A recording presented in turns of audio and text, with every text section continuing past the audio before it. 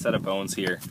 Underneath this cap is a upper jaw bone, and then we have a bone from the hips called the ischium. And then behind that we actually have a rib, so it's a good pile of bones. Can you point out the rib and the ischium for me? Sure. The ischium is here. It's a long curved bone. This is the part up near the hips, and this is the far end. In life there'd be two ischia, and they would form a V, and actually the eggs, for instance, would pass through the ischia. So what are you doing here? So I was just jacketing this element. So we have plaster and also burlap, basically, and we cover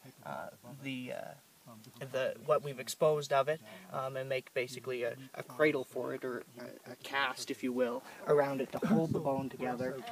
And then once it hardens, we'll be able to dig underneath of it, flip it over, and we'll have a nice support for our bone as we transport it back to the lab. No. So what's happening now? So we were lucky if we were 40.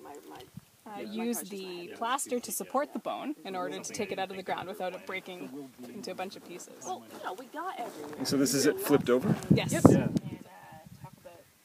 Derek, what's happening here? Just cutting down this jacket. I flipped it this morning. We're taking the rock off the other side, and to make it as light as possible. And then we're gonna transport it out of here in a half jacket like this, holding on to the bone.